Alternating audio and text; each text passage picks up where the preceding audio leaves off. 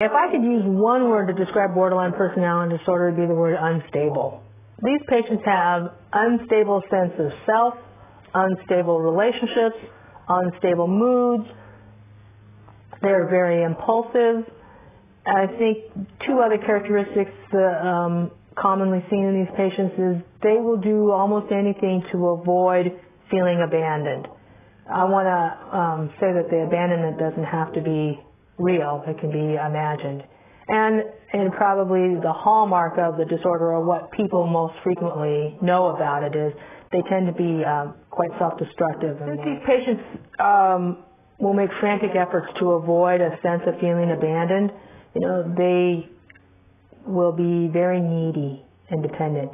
Now, as I say that, while they're very needy and don't want to feel abandoned, it should be mentioned that dependency on others, while they feel it's absolutely necessary to their continued existence, they also find it rather terrifying and intimidating. It's incredibly variable within a single patient depending on what time of day you catch them and what kind of mood they're in. Most of them will report a chronic dysphoria and unhappiness.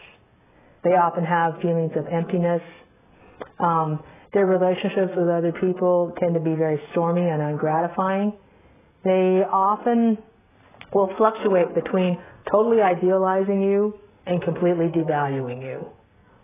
So at one moment, you're like the most wonderful guy they've ever met in their entire lives.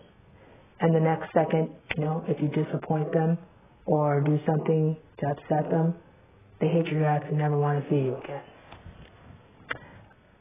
Which can explain some of the interpersonal dysfunction in these people. And probably one of the best ways to become a borderline is to get raised by one. Higher family incidents may represent a learned behavior. There's also another school of thought that this is developmental. In other words, there's a lot of literature devoted to examining the developmental deficiencies in parenting that patients with borderline personality received or actually failed to receive. It is interesting to note that a large number of these patients have childhood histories of sexual abuse, physical abuse, and or neglect. Because these patients are prone to making suicide attempts or suicide gestures, is that, you could really think the other dangers involve chaotic, stormy, ungratifying interpersonal relationships with other people. Mostly based on these patients, fluctuating moods and presentation, as well as their tendency to become incredibly angry. It's difficult for them to have relationships that are meaningful or that last to any degree.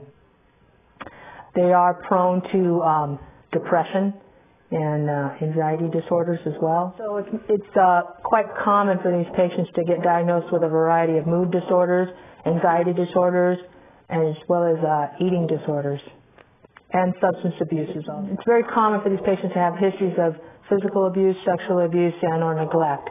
It would appear that may represent a risk factor. It is also more common in the first-degree relatives of patients with borderline personality disorder, which might represent a genetic component or perhaps even a learned response. There have been books and books and books written about the psychotherapy of borderline personality disorder. I think in general, though, it's trying to develop some insight in these patients that their behavior is actually responsible for people's reactions to them and the chaos in their lives. Treatment, the individual psychotherapy with a borderline patient can be very challenging because they will try to recreate the chaos in their external lives, the internal chaos they feel. They'll try to recreate that in the psychotherapy setting. So, if you have a borderline patient in psychotherapy, hold on, tight. It's going to be kind of a ride. You've got to be able to tolerate the ups and downs. Oftentimes it will almost appear as if the patient is trying to go from crisis to crisis to prevent any meaningful work getting done in therapy. And a lot of what you end up doing is managing those crises. What we end up doing is treating a lot of the symptoms. Lots of mood stabilizers or anticonvulsants have been used to address the impulsivity seen in these patients, or even the rage attacks that they're prone to. Since many borderline patients meet criteria for mood and anxiety disorders, it's very common for them to get treated for that as well. And then they are prone to transient psychoses when they get stressed out, and so it's not uncommon to see them on low-dose antipsychotics.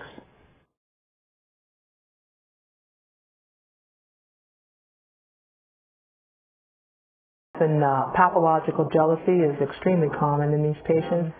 Despite the fact that they're rather cold and maybe perceived as somewhat arrogant, I would tell you that most people would characterize a paranoid individual as rather hostile and almost aggressive.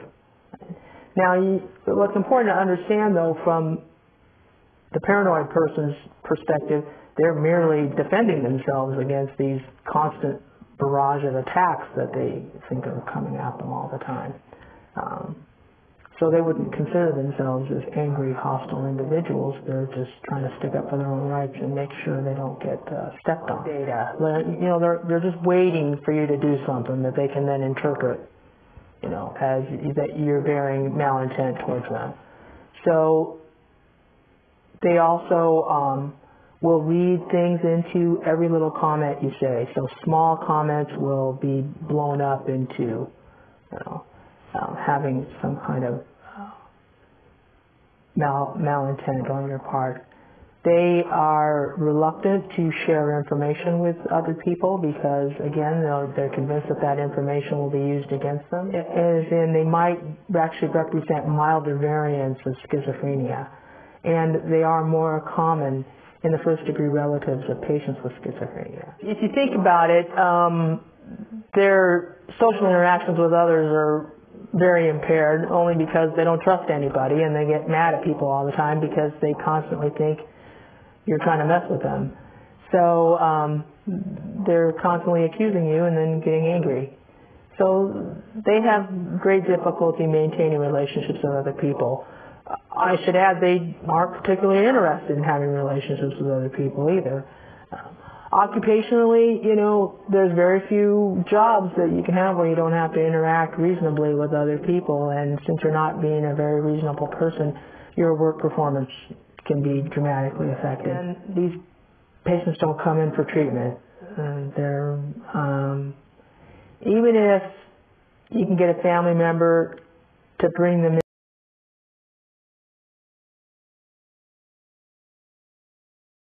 Patients with antisocial disorder show a consistent lack of regard and for the rights and feelings of other people.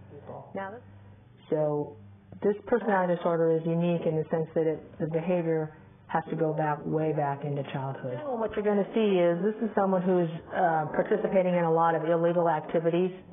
They may not actually get arrested, but they could be if anybody knew about it.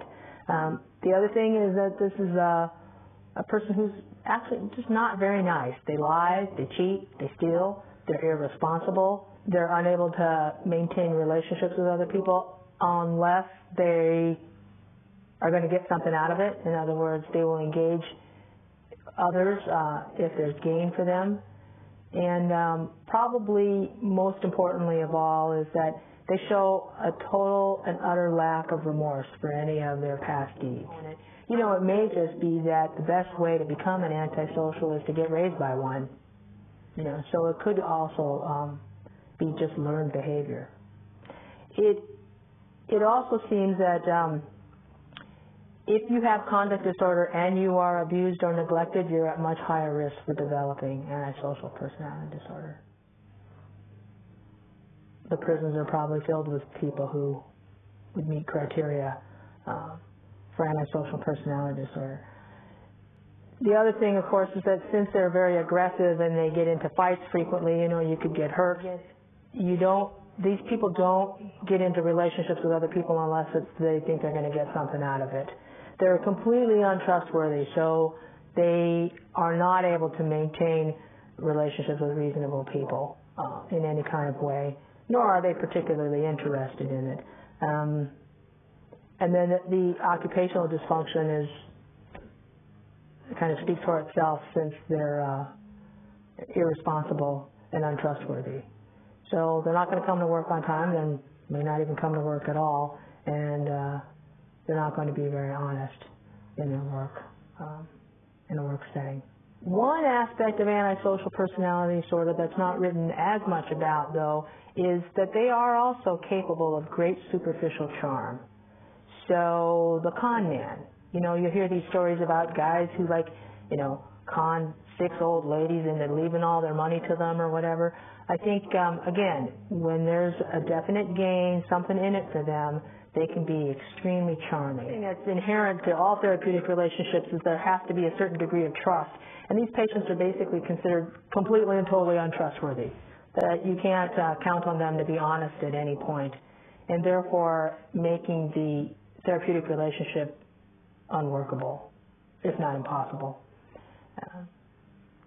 However, there is a little bit of evidence to suggest that these guys will respond to a group setting in which, like a self-help group. In other words, there's not a doctor or an authority figure in charge.